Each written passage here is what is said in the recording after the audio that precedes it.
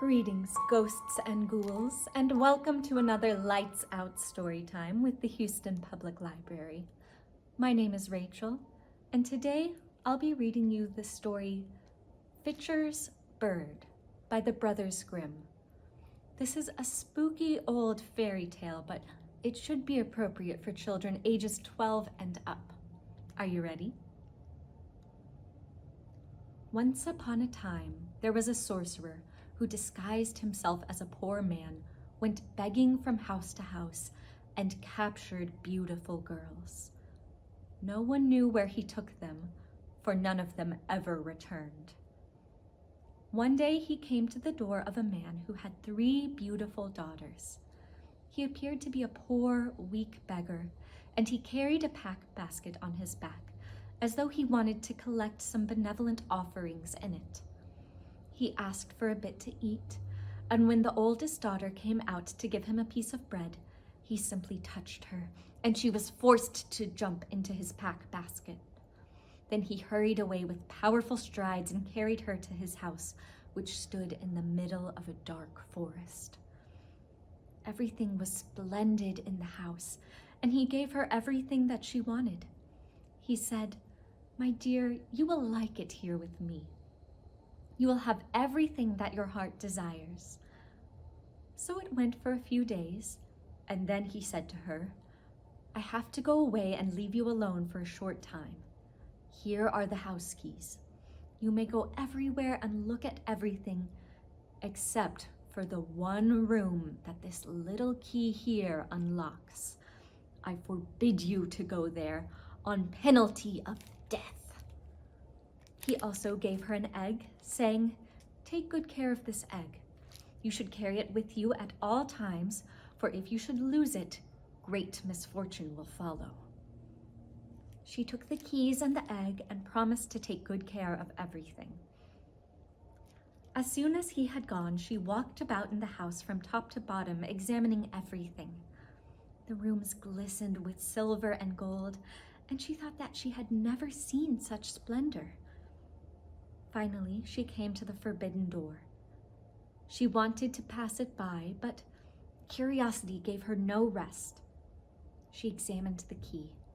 It looked like any other one.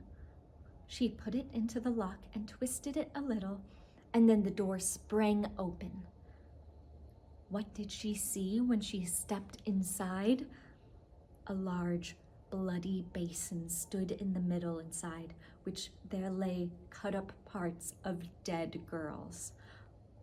Nearby, there was a wooden block with a glistening axe lying on it. She was so terrified that the egg, which she was holding in her hand, fell into the basin.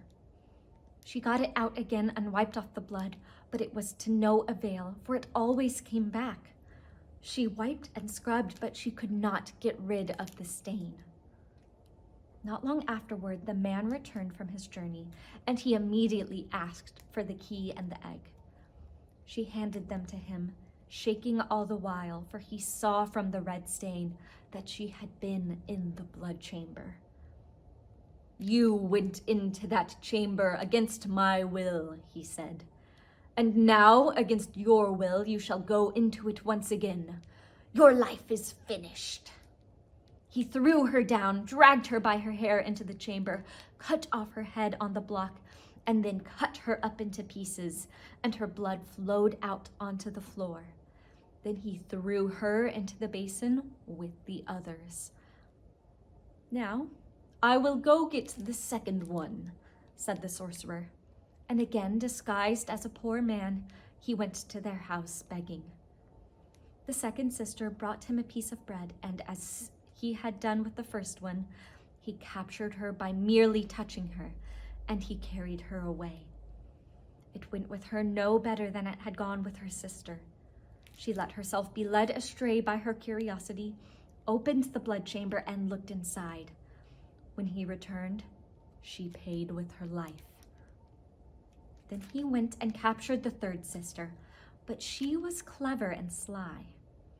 After he had given her the keys and the egg and had gone away, she carefully put the egg aside and then examined the house, entering finally the forbidden chamber.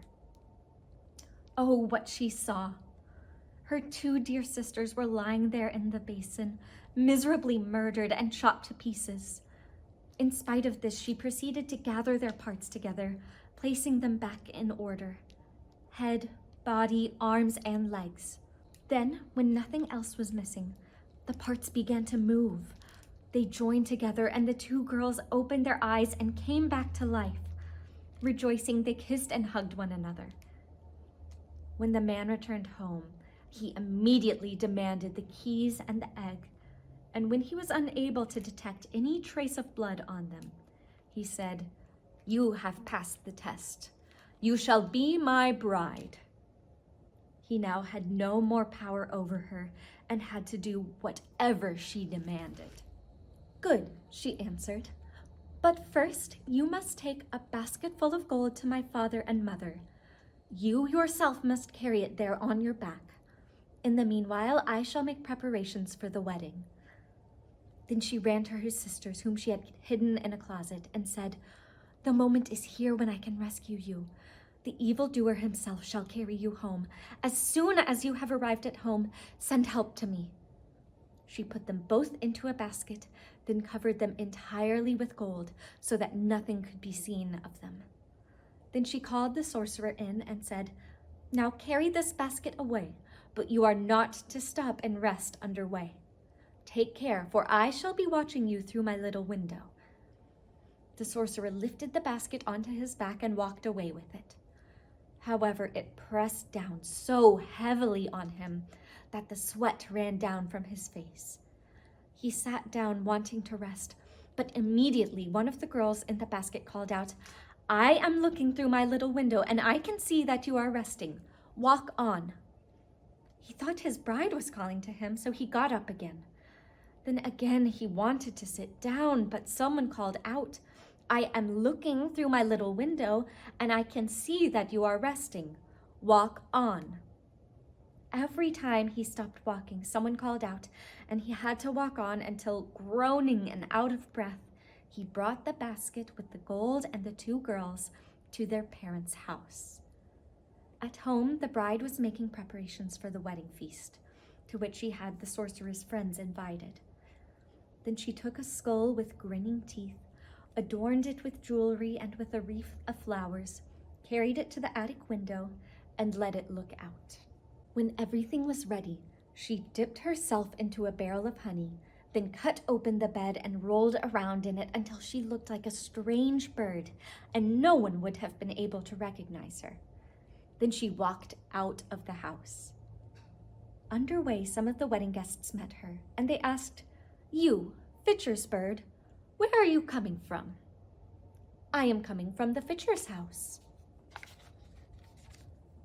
"What is his young bride doing there?" "She has swept the house from bottom to top, and now she is looking out of the attic window." Finally, her bridegroom met her. He was slowly walking back home, and like the others, he asked, "You, Fitcher's bird, where are you coming from?" "I am coming from Fitcher's house."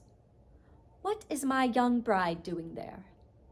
"She has swept the house from bottom to top, and now she is looking out of the attic window." The bridegroom looked up. Seeing the decorated skull, he thought it was his bride, and he waved a friendly greeting to her. After he and all his guests had gone into the house, the bride's brothers and relatives arrived. They had been sent to rescue her. After closing up all the doors of the house so that no one could escape, they set it afire, and the sorcerer, together with his gang, all burned to death. The end. Thank you for tuning in to another Lights Out story time with the Houston Public Library. Stay tuned next time to hear more spooky stories. Until then, we'll see you again soon. Bye.